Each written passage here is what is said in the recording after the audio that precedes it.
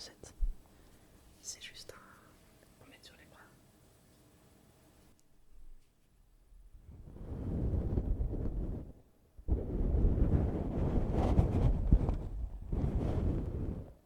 Du coup, comme certains le savent peut-être, j'ai fait 3 mois de stage à Amsterdam cette année. Et du coup cet été je voulais y retourner parce que j'ai beaucoup aimé le pays et la ville et le mode de vie. Et je me suis encore ramené pas mal de petits souvenirs, donc je refais une vidéo souvenir d'Amsterdam. Et j'en referai tant qu'il y en aura à faire. Je vais commencer par ce livre.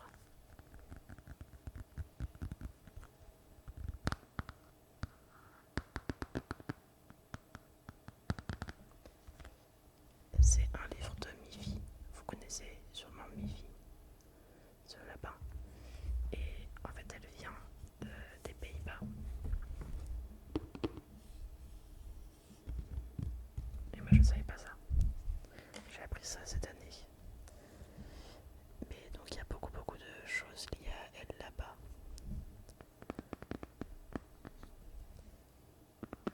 Et celui-là c'est un ami qui me l'a offert quand on était dans un musée. Et du coup c'est Miffy at the Gallery.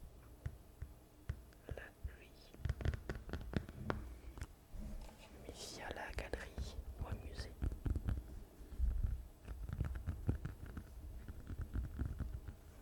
Il y a plein de portraits de elle en quelque sorte.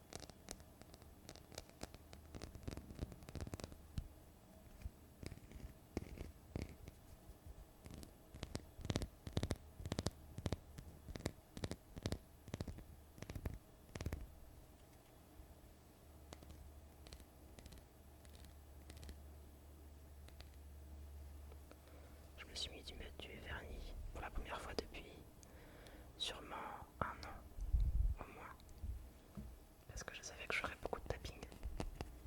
Et j'aime bien quand dans les vidéos de tapping, les personnes elles ont du vernis un peu joli à regarder. Lui il a un petit reflet.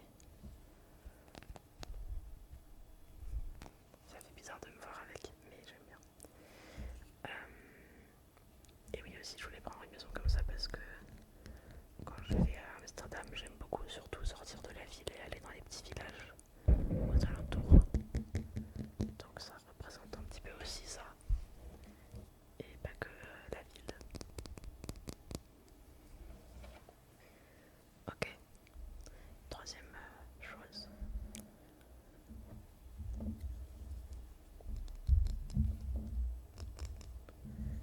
Le pindakaas.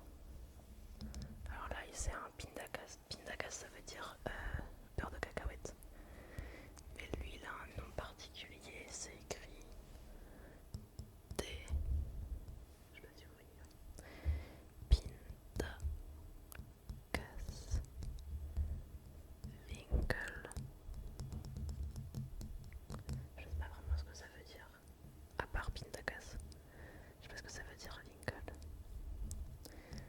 Et ensuite, celui-là, il est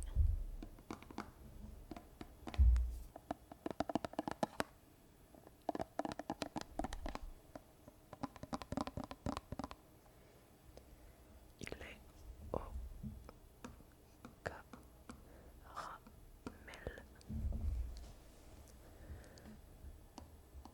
C'est zout.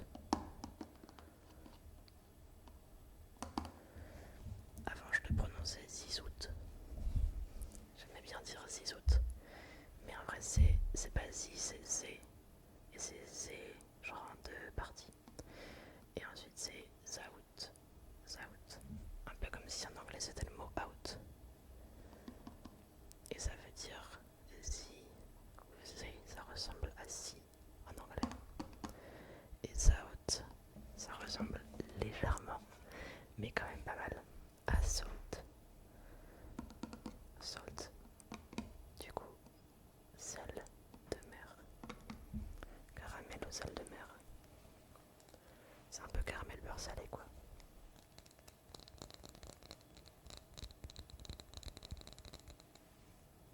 Et du coup c'est du caramel, du peanut butter, du beurre de cacahuète au caramel beurre salé, au caramel sel de mer. Et ça va être super, j'ai très hâte de le goûter. Je l'ai acheté dans une petite ferme où le magasin, il n'y a pas de personne qui à la réception. On paye avec un QR code. Et il y a plein de petits produits plus ou moins faits main, on va dire.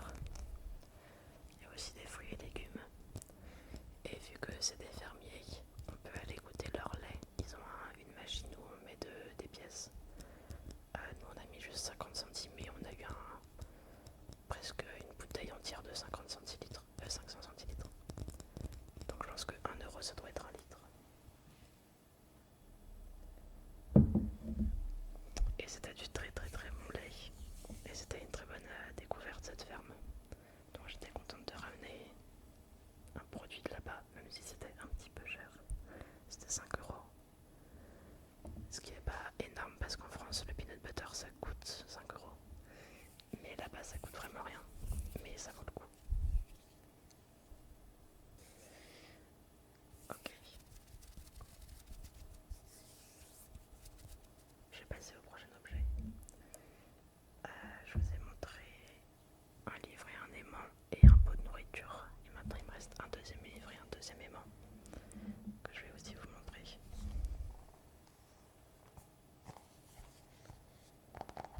Celui-là que vous connaissez probablement tous, ou la grande majorité d'entre vous.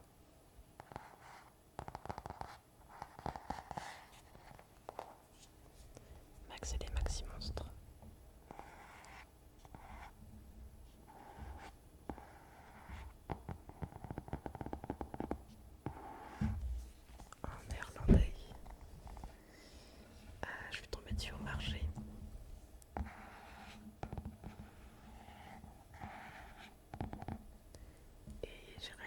ce livre il m'a énormément marqué, mais que étonnamment je ne l'ai pas. Alors que j'ai gardé tous mes livres d'enfance. Et donc je pense qu'en fait je l'ai jamais eu. On a sûrement dû l'emprunter de la bibliothèque. Ou peut-être qu'il était à l'école.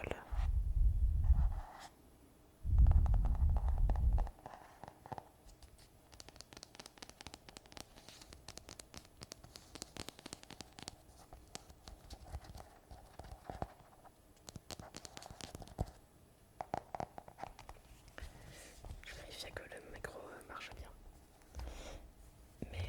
Et donc je me suis dit, bah, super occasion de l'acheter, de l'avoir en ma possession et en néerlandais.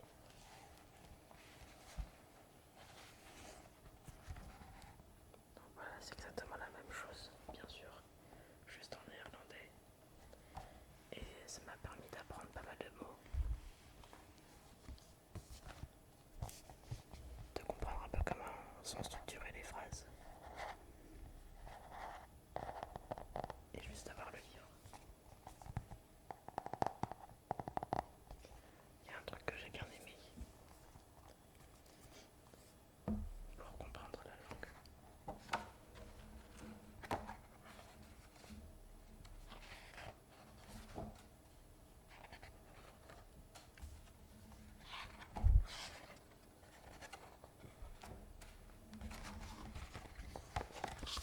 Ça commence sur cette page. Ici c'est écrit que la mère lui dit que c'est un monstre parce qu'il s'est déguisé en monstre et il fait des bêtises. Et ensuite, Max répond qu'il va la manger ou il va la croquer, je sais pas quoi, sa mère. Et ensuite, sa mère lui dit d'aller au lit sans manger. Zonder Etten, ça veut dire Zonder c'est la négation, c'est sans ou un truc comme ça. Et Etten ça veut dire manger. Parce que ça ressemble pas mal à It.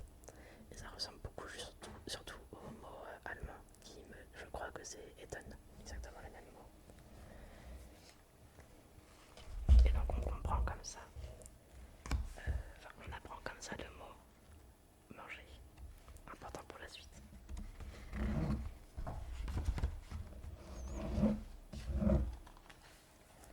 Et ensuite la page juste derrière, c'est écrit que ce soir-là grandit une forêt dans la chambre de Max.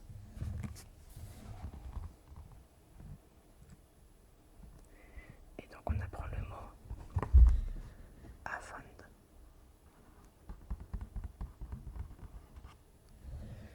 Donc j'ai pas vraiment essayé de retenir ces deux mots, mais je les ai vus. Et Avond ça ressemble à evening, et ça ressemble aussi, me semble, à un mot allemand. Et Etten ça ressemble à it et un mot allemand. Donc pas trop compliqué de les retenir. Et à la toute fin du livre,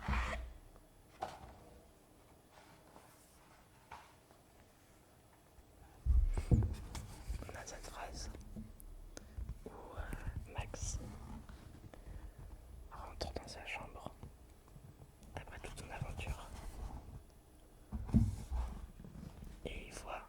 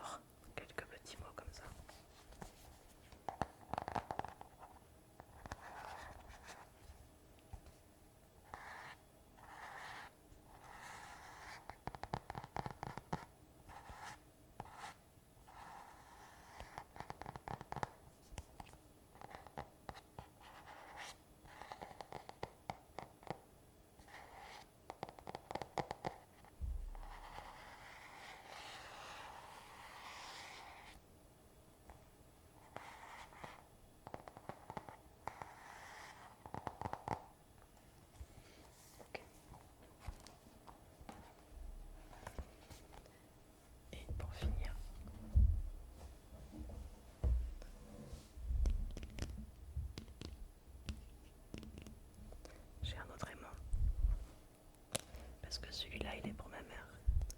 Et moi j'en voulais un à moi. Et je suis contente parce que c'est pas vraiment un aimant par rapport à Amsterdam. Enfin, c'est pas du tout même un aimant par rapport à Amsterdam.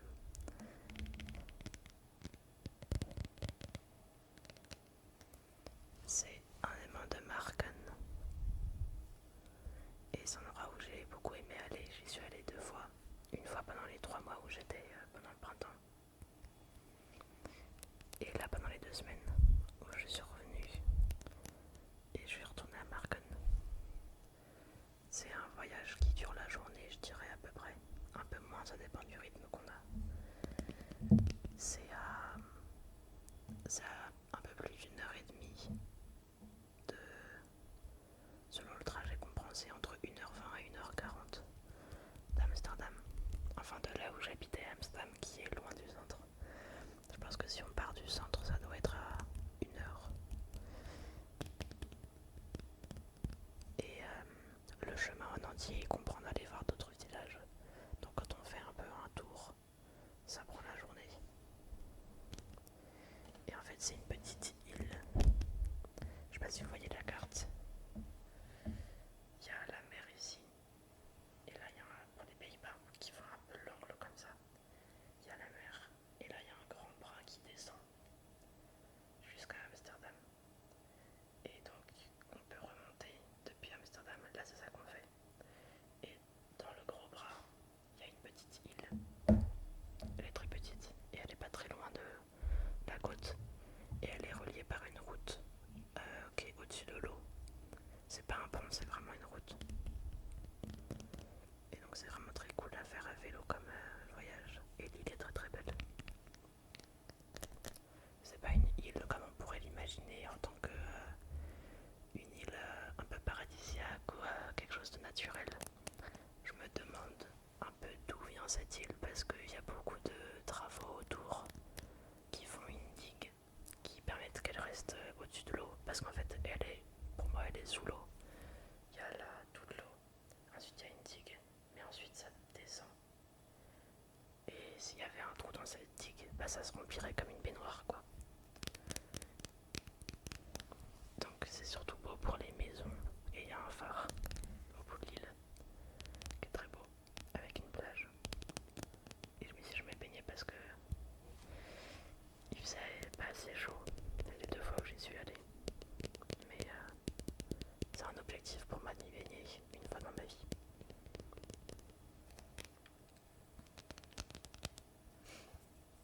Et donc c'est le signe qu'on peut voir sur la route quand on arrive là-bas.